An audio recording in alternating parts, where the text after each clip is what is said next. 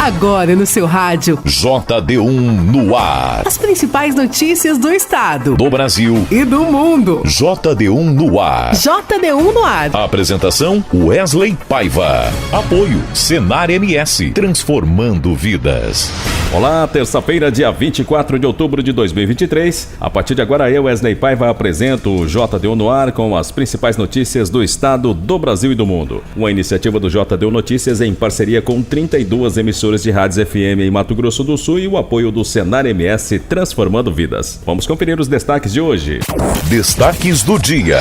Polícia de Ponta Porã está à procura de 2 criminosos, o maníaco da lanterna e o atirador da MS 384. Segunda ação interinstitucional para a integração dos imigrantes da rede Integra está sendo realizado hoje em Campo Grande. A operação Voltando em Paz realizou o último voo de repatriação de brasileiros que estavam em Israel. Relatório da CPMI do 8 de janeiro será entregue nesta semana à Procuradoria-Geral da República e ao Tribunal de Contas da União. E a Frente Parlamentar da Agropecuária se mobiliza para derrubar o veto presidencial sobre o marco temporal para a demarcação de terras indígenas. Está no ar. JD1 no ar. JD1 no ar. E vamos conferir como fica o tempo e o clima nesta terça-feira. Do Clima Tempo Nacional, Luísa Cardoso. JD1 no ar. Previsão do tempo. Nesta terça-feira, a condição vai ser de temporais ainda sobre boa parte do sul do país. Isso porque uma frente fria associada a um ciclone extratropical se desloca na altura da costa do sul do país e mantém essas instabilidades sobre a região. Então o alerta é de temporais desde a metade norte do Rio Grande do Sul até o sudoeste do Paraná. O que chama a atenção é a possibilidade de novos transtornos, porque já choveu muito nos últimos dias e agora a chuva continua acontecendo e pode ocasionar alagamentos, enchentes, deslizamentos de terra. A força do vento pode destelhar casas e também derrubar árvores. Então, muita atenção aos municípios do sul do país. Além disso, no estado de São Paulo, o sol aparece pela manhã, as nuvens se juntam e entre a tarde e a noite devem ocorrer pancadas de chuvas isoladas, com maior intensidade no oeste paulista, áreas também como em Barretos, Francas do norte do estado de São Paulo, Triângulo Mineiro e sul de Minas Gerais. Já em relação ao Rio de Janeiro, a chuva acontece apenas no período da noite e mesmo assim é com volume acumulado pouco expressivo, de maneira passageira. No centro-oeste, o que chama a atenção é a chuva que deve acontecer no sul de Mato Grosso do Sul. O alerta de temporais com rajadas de vento também de até 70 km por hora e possíveis descargas elétricas. Na costa leste do Nordeste, onde chove o dia inteiro, é Salvador. A chuva acontece de maneira persistente, desde o período da manhã até a noite, intercalando períodos de céu nublado. Já nas demais regiões do litoral da costa leste e também da costa norte, a chuva é mais fraca e pontual no período da tarde. No interior do Amazonas, Pará e boa parte de Rondônia, a condição também vai ser de chuva forte e que deve vir acompanhada de ventania e trovoadas.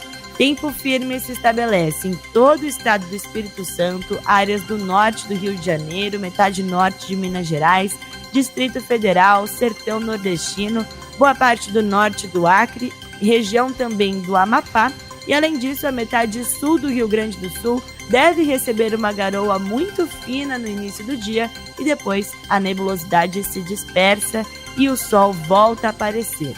As temperaturas devem ser muito elevadas ainda na metade do dia.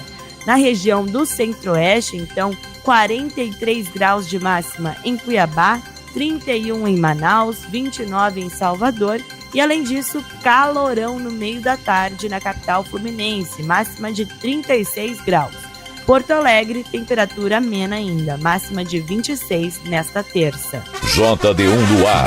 Notícias. O relatório da CPMI do 8 de janeiro será entregue nesta semana à Procuradoria-Geral da República e ao Tribunal de Contas da União. O documento com pedidos de indiciamentos também será levado ao Supremo Tribunal Federal e à Polícia Federal. A reportagem é de Érica Christian. A senadora Elisiane Gama, do PSD do Maranhão, deve entregar à Procuradoria-Geral da República nesta terça-feira o relatório da CPMI do 8 de janeiro. No documento de mais de 3.000 páginas, ela concluiu que houve uma tentativa de golpe institucional e pediu o indiciamento de 60 pessoas e do ex-presidente Jair Bolsonaro por mais de 26 crimes.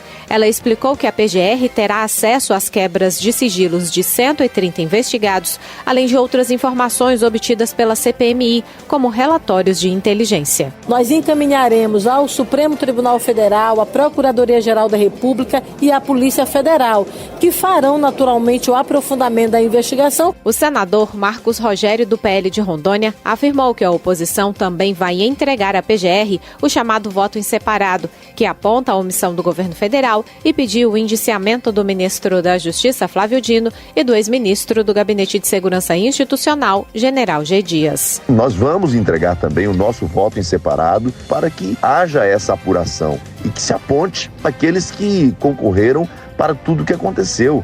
Ali ficou evidente a omissão. E essa omissão precisa ser apurada, investigada. JD1 no ar. JD1 no ar. A Operação Voltando em Paz realizou o último voo de repatriação de brasileiros que estavam em Israel. Agora o governo se concentra no resgate dos brasileiros em Gaza e na busca de soluções para a questão humanitária na região. Os detalhes com o repórter Pablo Mondim. Primeiro país a repatriar civis na zona de conflito no Oriente Médio, o Brasil resgatou em 12 dias 1.410 brasileiros, 3 bolivianos e 53 animais de estimação.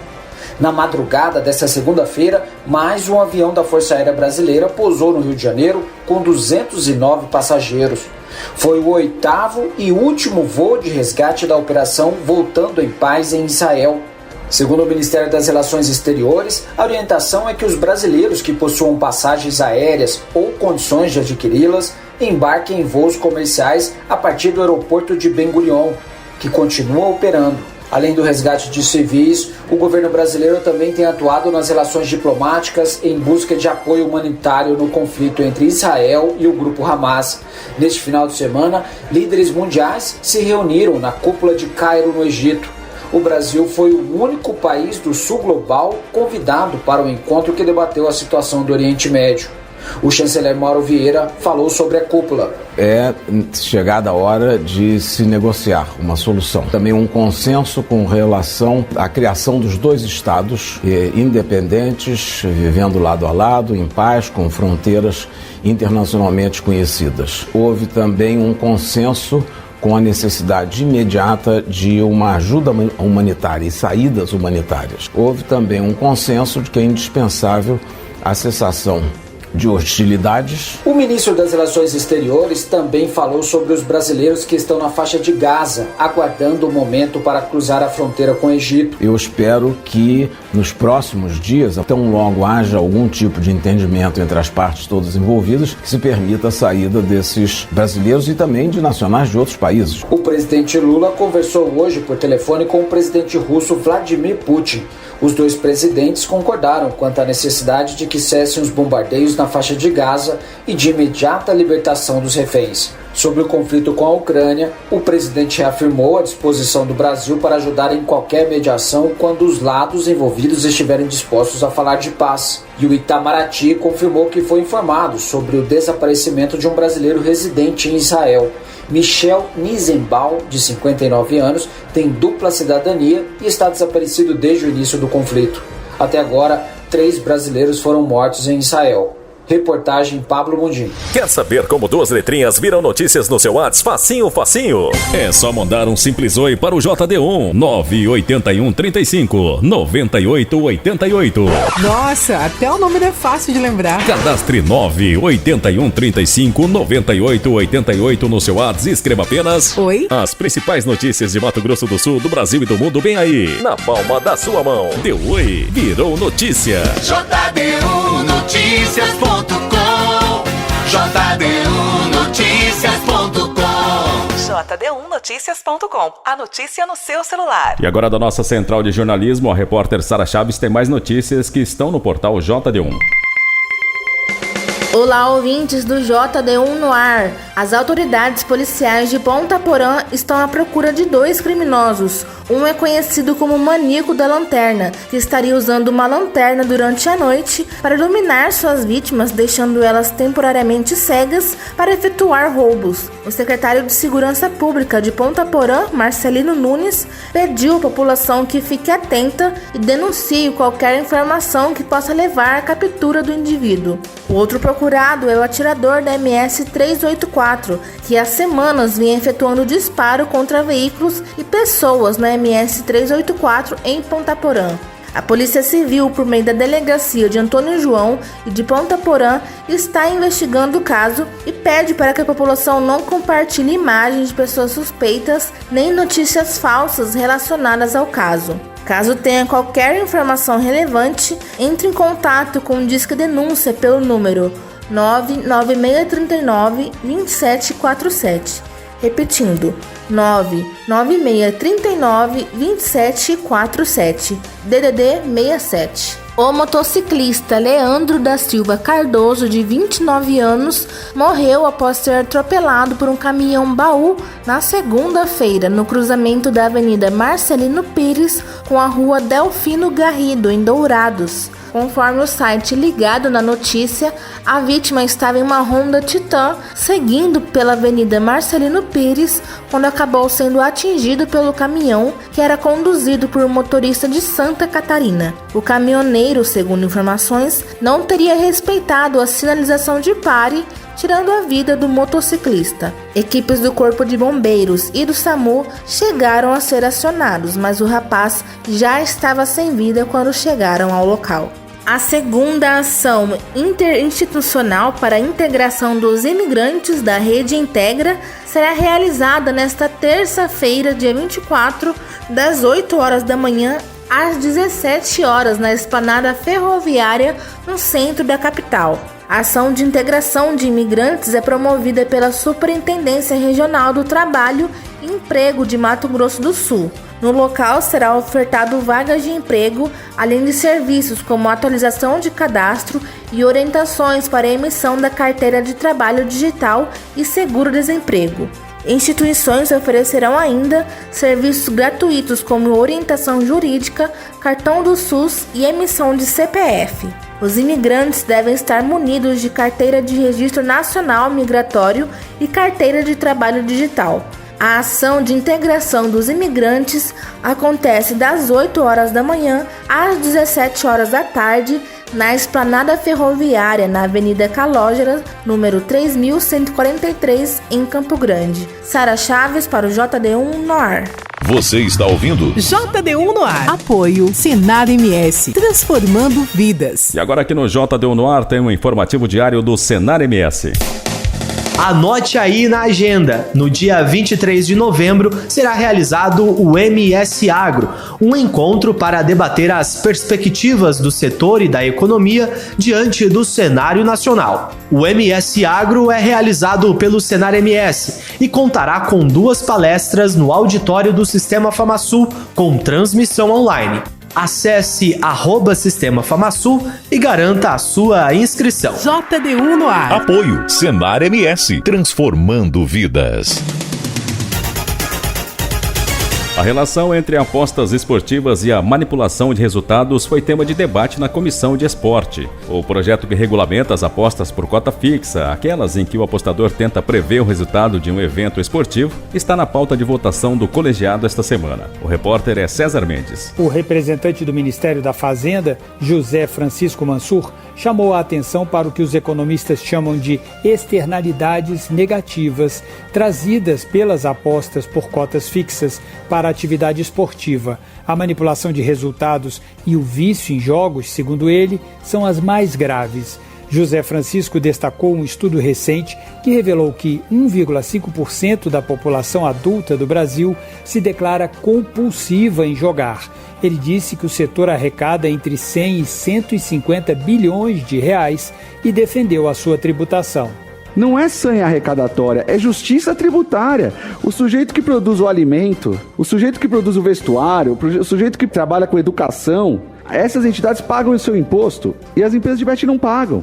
Jorge Cajuru, do PSB de Goiás, destacou a importância do controle rigoroso da idade dos apostadores. O general Hamilton Mourão, que foi meu parceiro no projeto de lei, contou, sabe o quê? Que o neto dele de 10 anos pegou o cartão de crédito dele e começou a gastar sem parar em apostas. Se isso aconteceu com o general Hamilton Mourão, imaginem quantos avós, quantos pais que estão sofrendo por essa situação. Para o secretário-geral da Confederação Brasileira de Futebol, Alcino Reis Rocha, a imprevisibilidade do resultado faz parte da natureza do esporte, mas as tentativas de manipulação sempre existiram. Ele disse que o projeto não estabelece os mecanismos para que se combata este problema. O projeto de lei diz que ainda as questões relativas à manipulação de resultados será regulamentada pelo Ministério da Fazenda, mas eu acredito que não é o espaço mais adequado do poder público para discutir isso. JD1 no ar. Esporte. E agora com as últimas notícias do esporte aqui para o JD1 no ar, nosso repórter esportivo Dininho Almeida.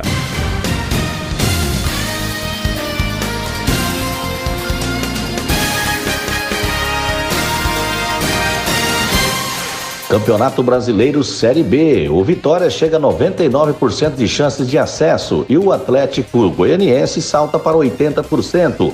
8 brigam contra a queda. A 33ª rodada da Série B do Brasileiro chegou ao fim e o Vitória se aproximou ainda mais do acesso matemático para a primeira divisão. O rubro-negro agora tem 99% de chance de subir. Já Sport e Atlético Goianiense deram mais um passo importante para o sonho de disputar a Série A de 2024. Do G4, o Juventude foi o único que não venceu ao empatar com o Londrina em casa. Com isso, as chances de subir caíram de 61% para 47%. Já o Criciúma aproveitou o triunfo diante do CRB para ganhar posições e dobrar a possibilidade de acesso.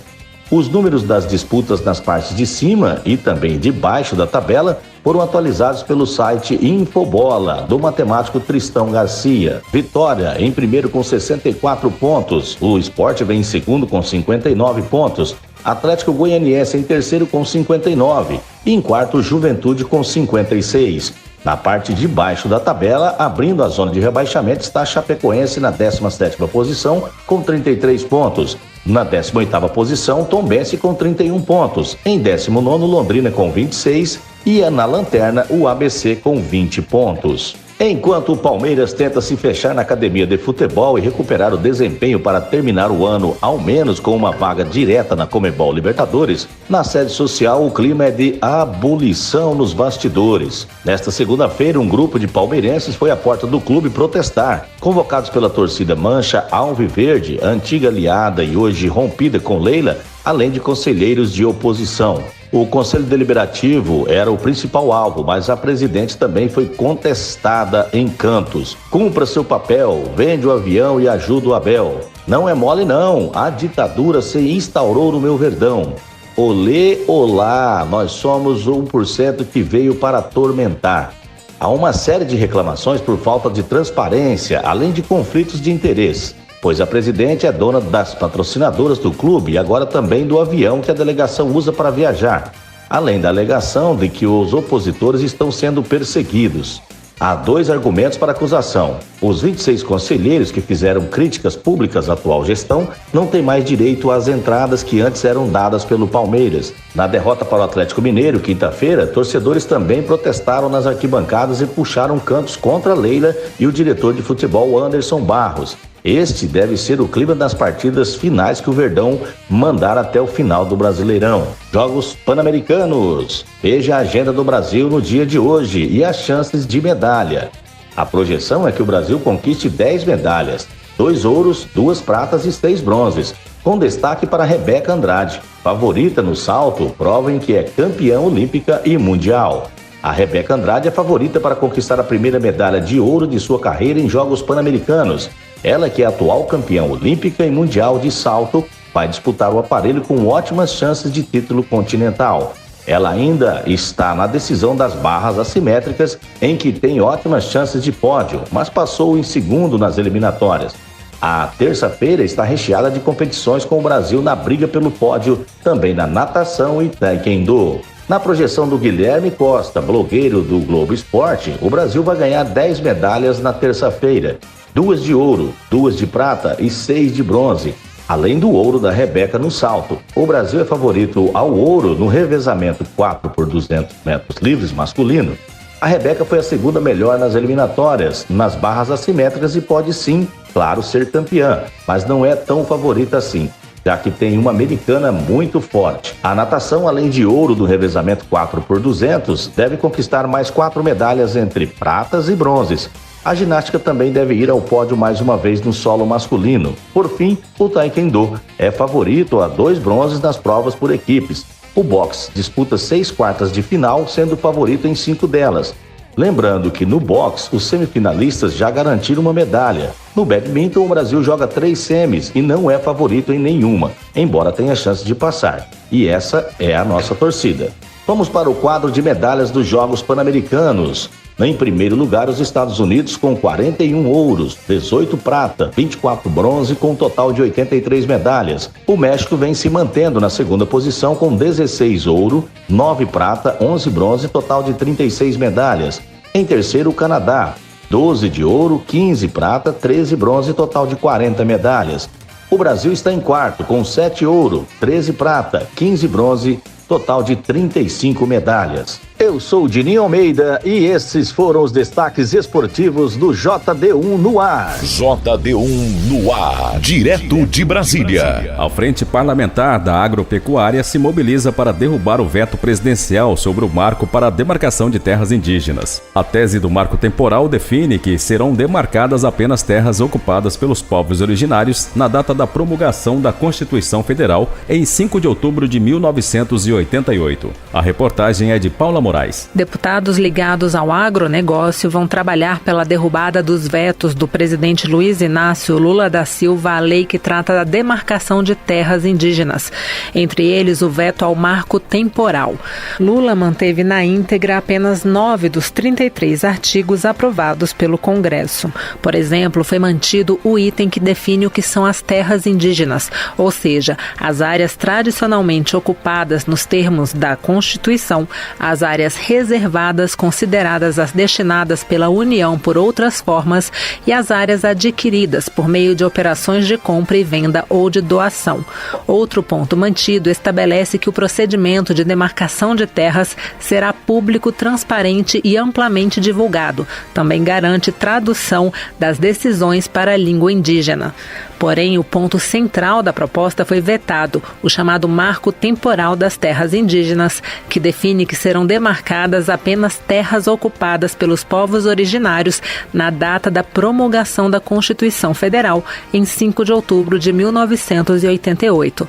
A justificativa para o veto é que o Supremo Tribunal Federal já rejeitou a tese do marco temporal. Outro tópico vetado foi o que permitia a exploração econômica das terras indígenas, inclusive em cooperação ou com contratação de não indígenas. O deputado Pedro Lupion, do PP do Paraná, presidente da Frente Parlamentar da Agropecuária, disse que vai buscar a derrubada dos vetos. É um desrespeito ao Congresso Nacional. Nós aprovamos na Câmara e no Senado com ampla vantagem, uma vantagem extremamente contundente nas duas casas, o que demonstra a vontade da sociedade brasileira. Esse veto dito parcial é praticamente um veto total. O que importa do projeto foi vetado e terá resposta no Congresso Nacional. Nós não podemos assistir de braços cruzados à injustiça com os proprietários rurais do país, não podemos assistir de braços cruzados à escalada da violência no campo. E é por isso que nós vamos tomar providências. O líder do governo, o deputado José Guimarães, do PT do Ceará, disse que agora é preciso buscar diálogo entre executivo e legislativo. No caso em discussão do novo marco temporal, o presidente vetou aqueles pontos que consideram inconstitucionais conforme a avaliação do Supremo Tribunal Federal. Qual é a saída para isso? Nós vamos sentar, vamos discutir com todas as lideranças e vamos buscar uma solução negociada. É isso que nós temos que fazer. Não acredito que isso vá gerar qualquer dificuldade da relação do presidente Lula do nosso governo com o Congresso Nacional. Diálogo, construção de alternativas. É isso que nós vamos fazer com relação a esses vetos. Os vetos são analisados pelo Congresso Nacional em sessão conjunta de deputados e senadores. Para que sejam derrubados, é preciso o voto de 257 deputados e 41 senadores. De Brasília, Paula Moraes. Com a apresentação minha, Wesley Paiva, terminamos aqui o JD1 no ar de hoje, terça-feira, dia 24 de outubro de 2023. Para você que nos ouviu através dessa emissora e quer acompanhar novamente a edição de hoje em podcast ou ainda conferir outras notícias do estado, do Brasil e do mundo, acesse o nosso portal www.jd1noticias.com. O JD1 no ar é uma produção independente e em parceria com 32 emissoras de rádios FM em Mato Grosso do Sul, tem o apoio do Senar MS Transformando Vidas. Aproveite bem a terça-feira e até amanhã. Você ouviu as principais notícias do estado, do Brasil e do mundo. JD1 no ar. Apoio Senar MS, transformando vidas. Mando vidas. Mando vidas. Mando